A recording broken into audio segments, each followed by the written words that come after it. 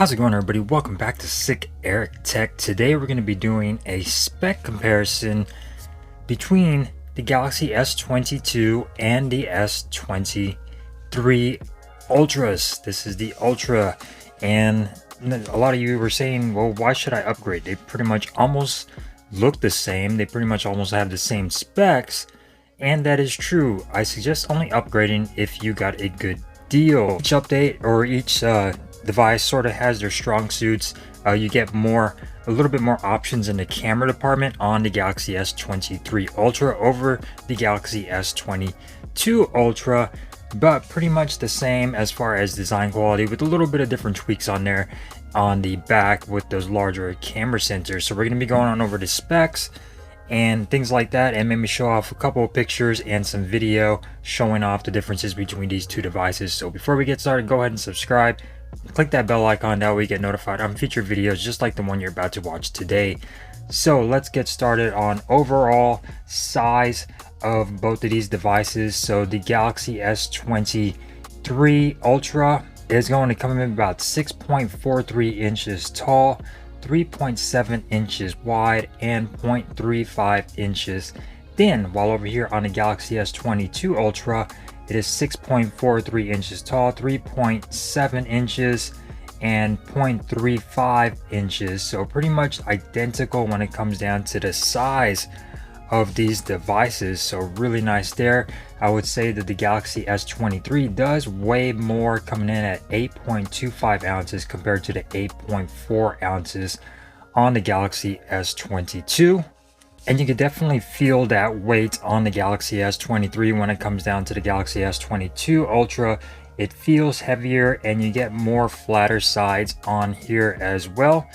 That way you get a little bit more to grip onto the device. The S22 Ultra definitely feels thinner just because of those more rounded edges and rounded sides on here. The Galaxy S23 does have sharper edges over here compared to the Galaxy S22, and you definitely feel that when these devices are in the palm of your hand. You feel more the sharper edge on the Galaxy S23 Ultra.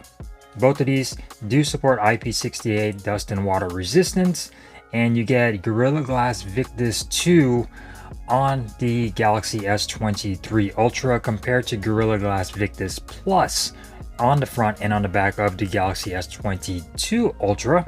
Both of these have the Armor aluminum frame, which is supposed to be a little bit more tougher. When it comes down to durability, they're sturdy, they're very nicely built devices. Both of these do have the legendary S Pen. As you can see, there is a difference in size or the shape of the S Pen. You get more of an oval shape on the S22, more of a rounded square on the S23. Functionality of the S Pens, per usual, nothing's really changed with the functionality of these. You're going to get all the same features. Nothing new has come out. Usually Samsung likes to boast different features when it comes down to the S Pen and things like that, but nothing's really changed on that front. Going on over to the displays, the Galaxy S23 comes with a dynamic AMOLED 6.8-inch 120Hz refresh rate display with HDR10 plus functionality, 1440 by 3088 pixels with 500 pixels per inch. Like I said earlier, covered in Corning Gorilla Glass Victus, and you do get an always on display as well. So that's really nice. You also get your in-display fingerprint sensor, ultrasonic fingerprint sensor.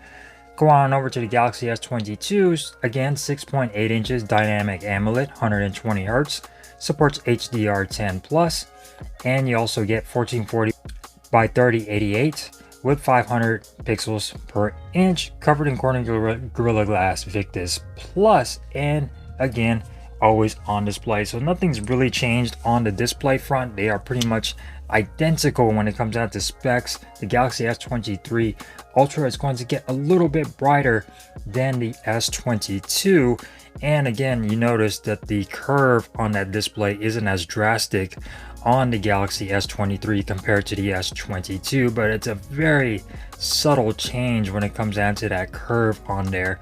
Not much of a curve over here, a little bit more curvy over here on the S22, but displays, they're both beautiful, guys. No issues with these displays. They are both phenomenal. They're both huge square displays and they look freaking incredible.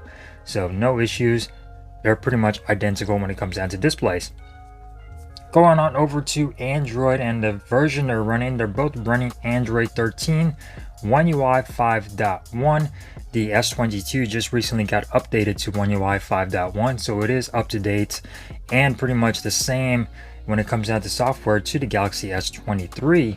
So that's fantastic. The Samsung's sticking to their guns when it comes down to providing timely updates with the Galaxy S22 Ultra. As far as the processors, you get the Snapdragon 8 Gen 2 over here on the Galaxy S23. You get the Snapdragon 8 Gen 1 over here on the S22 Ultra. And when it comes down to the GPU, you get the Adreno 740 on the S23 and the Adreno 730 over here on the S22 Ultra. Both of these devices are available with 8 or 12 gigabytes of RAM. This particular model of the S22 is the 12 gigabyte 256 version, and this version of the S23 is the 8 gigabyte 256 version. Now they did do something shady when it comes down to the RAM and the storage on both of these. Samsung sort of did something dumb. They pretty much downgraded. This is the exact same storage model on both of these, yet you get less RAM on the newer one and more RAM on the older one, which is kind of crappy.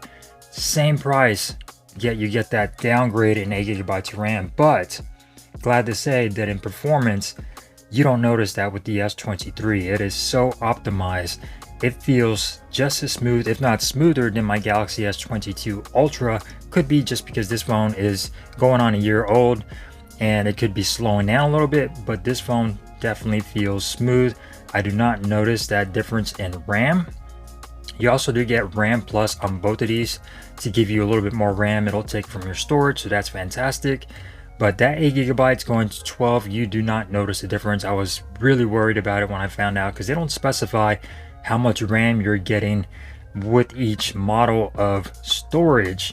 They just say 8 to 12, and I think that Samsung really screwed the pooch when they downgraded that storage to 8 gigabytes of RAM compared to 12. So keep that in mind. Not really much of a difference. Don't worry about it. So as far as, like I said, UFS 3.1 over here on the S22, and you get UFS 4.0 over here on the Galaxy S23. So a little bit more of a increase when it comes down to storage on there, a little bit more faster on the S23. And both of these again are available all the way up to 1 terabyte of storage. So very nice. If you want to spend the money, you can get more storage on both of these.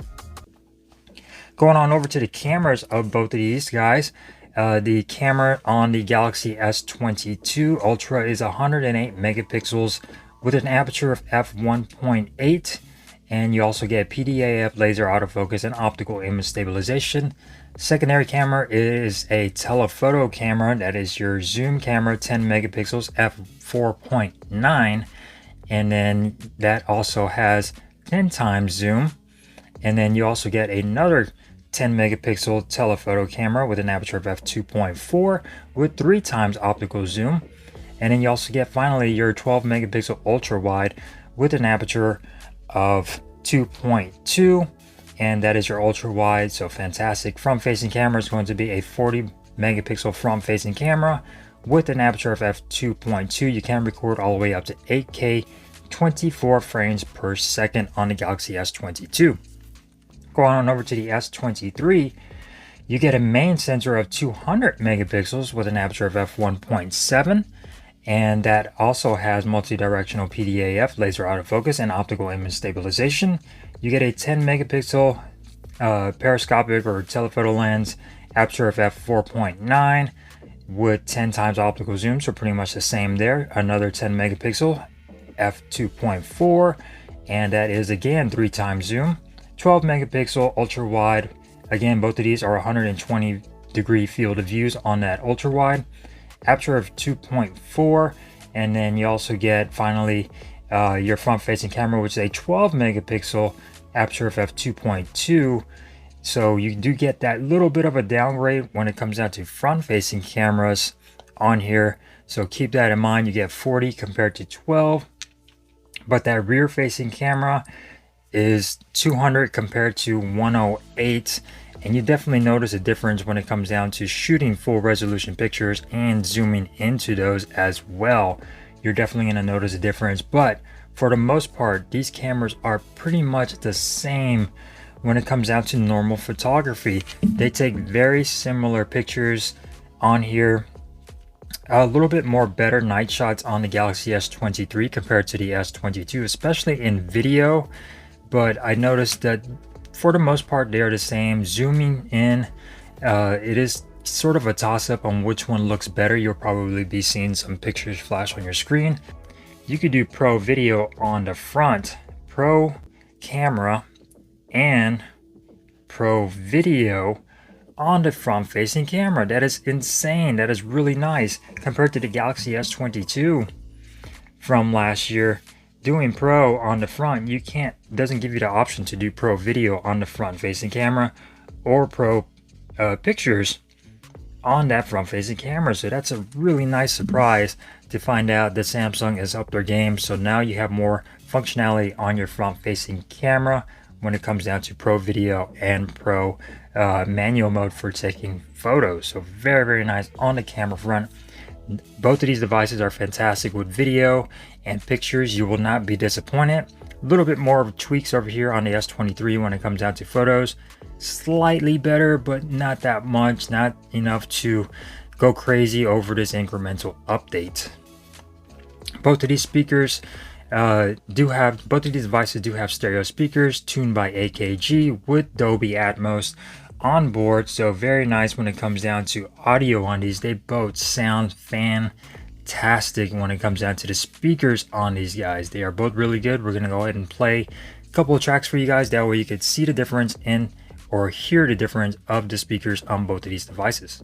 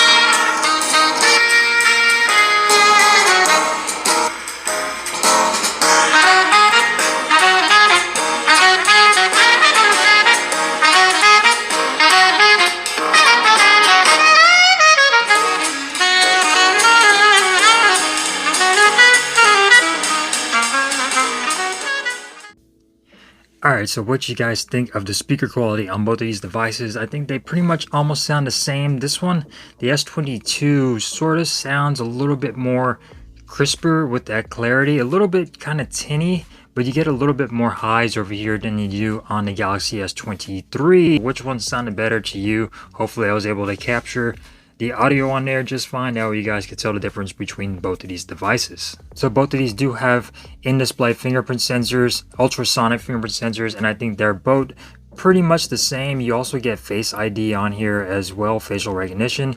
And as far as fingerprint sensors, nothing's really changed.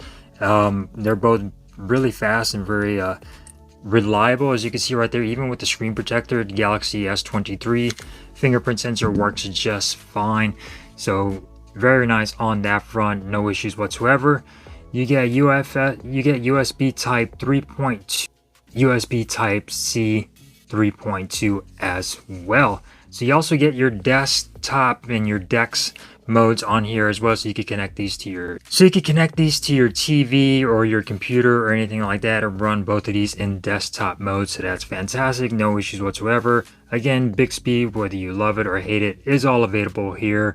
Bluetooth 5.2 on the Galaxy S22, Bluetooth 5.3 on the S23. Both of these have 5,000 milliamp hour batteries with 45 watt wire charging on both of these.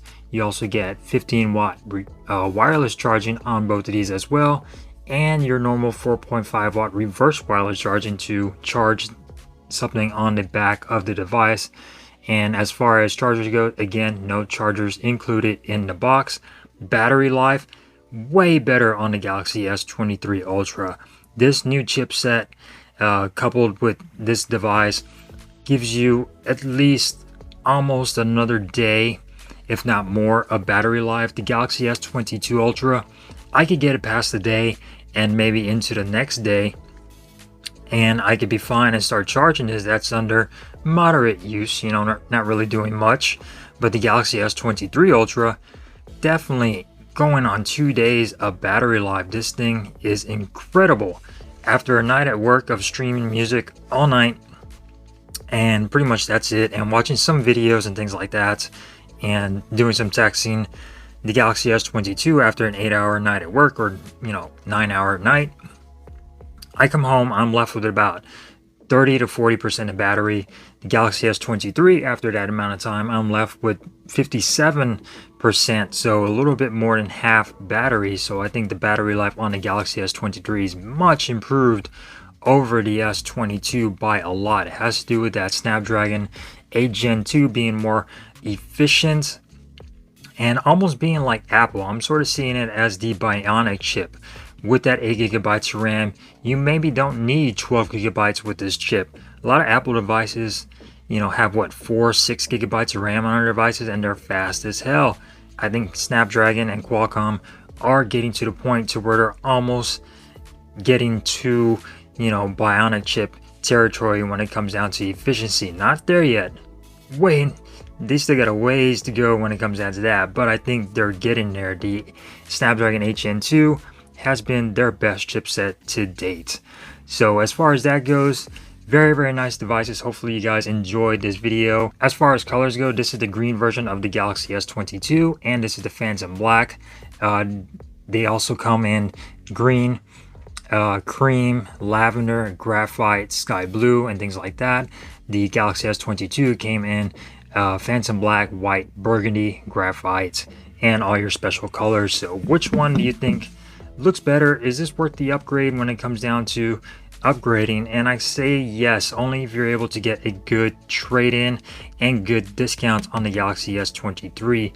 Do not trade in your Galaxy S22 Ultra, only if you're getting a good deal on it. Keep it. If you're not, if you passed all the nice deals on Samsung, keep your S22. But if you could get a good deal with a trade-in on this device to this one, go for it. If you have the Galaxy S21 Ultra or any other old devices, go for the Galaxy S23 Ultra. You will not be disappointed. Fantastic phone. Definitely loving it. Thank you guys for watching. If you enjoyed this video, give it a thumbs up. If you didn't, give it a thumbs down. And I will see you next time here on Sick Eric Tech.